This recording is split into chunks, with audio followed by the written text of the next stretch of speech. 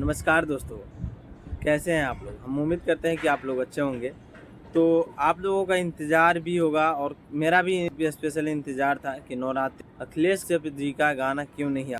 तो फाइनली वह पोस्टर अभी-अभी रिलीज़ कर दिया गया है खेसारी लाल जी के मेन पेज से। इस पोस्टर को रिलीज़ कर दिया गया और इस गाने का नाम है बाघवा का हार। जो कि बहुत ही पोस्टर शानदार का है और अखिलेश कश्यप जी का जो गाना है, आप लोगों को पता ही है कि जब भी नवरात्रि में हो, होली में हो, अखिलेश कश्यप जी का गाना है और गर्दा न मचाए भोजपुरी में, तो फिर ऐसा हो नहीं सकता।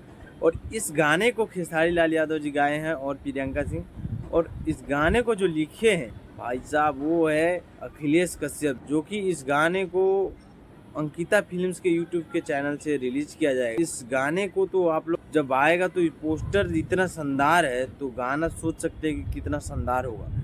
तो अगर आप लोग खेसारी लाल यादव जी के फैन हैं